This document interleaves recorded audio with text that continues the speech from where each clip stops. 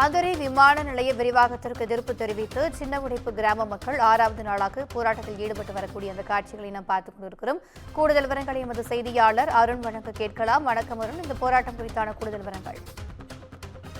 மதுரை விமான நிலைய விரிவாக்கத்திற்காக நிலம் கையகப்படுத்தக்கூடிய மதுரை சின்னவுடைப்பு கிராமம் தற்போது அந்த கிராம மக்கள் போராட்டத்தில் ஈடுபட்டிருக்கிறார்கள். 6வது நாளாக தற்போது அந்த பகுதியில் கொட்டகை அமைத்து உணவு சமைத்து சாலையிலேயே தற்போது இந்த போராட்டத்தில் ஈடுபட்டிருக்கிறார்கள். மதுரை விமான நிலைய விரிவாக்கம் தொடர்பாக 633.17 ஏக்கர் நிலமானது இந்த பணிகள் நடைபெற உள்ளது. இந்த நிலையில் கிராம மக்கள் தங்களுக்கு 3 சென்ட் இடம் மாநகராட்சிக்குள் ஒதுக்க வேண்டும், அதே போல வீடு கட்டித்தர வேண்டும், மீள்குடி அமர்வு செய்யாமல் நிலம் மற்றும் வீடுகளை வழங்க மாட்டோம் எனவும் தற்போது போராட்டத்தில் ஈடுபட்டிருந்தனர். 2ஆம் நாள் போராட்டத்தின் போது அன்று இரவு அமைச்சர் மூர்த்தி தலைமையில் நடைபெற்ற பேச்சுவார்த்தையில் தோல்வியுற்றதை தொடர்ந்து அடுத்தடுத்த போராட்டங்களை கிராம மக்கள் முன்னெடுத்திருந்தார்கள்.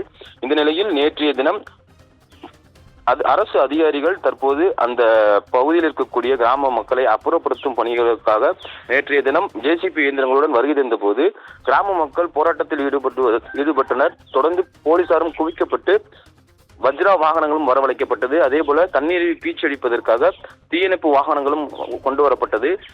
போராட்டம் அடுத்தடுத்த கட்டத்தை தொடர்ந்து நடைபெற்று வந்த நிலையில் நேற்றைய தினம் போராட்டத்தில் ஈடுபட்ட அந்த போராட்ட குழுவில் 3 பெண்கள் மயக்கமடைந்தார்கள். அதனைத் தொடர்ந்து அவர்களை மதுரை அரசு ராஜாஜி மருத்துவமனைக்கும் அழைத்துச் செல்லப்பட்டார்கள். நேற்றைய தினம் இரவு வரை விடிய சாலையிலேயே அமர்ந்து உணவு சமைத்து கொட்டகை போட்டு போராட்டத்தில் ஈடுபட்டு வருகிறார்கள். 6ஆம் நாள் நிகழ்வான இன்றும் தற்போது அந்த பகுதி பெண்கள் உட்பட ஏராளமானோர் போராட்டத்தில் ஈடுபட்டு வருவதால் அப்பகுதியில் பரபரப்பான சூழல் நிலவி வருகிறது. பாதுகாப்பு கருதி போலீசாரும் அங்கு குவிக்கப்பட்டிருக்கிறார்கள். திவ்யா, கூடுதல் விவரங்களுக்கு நன்றி அருண்.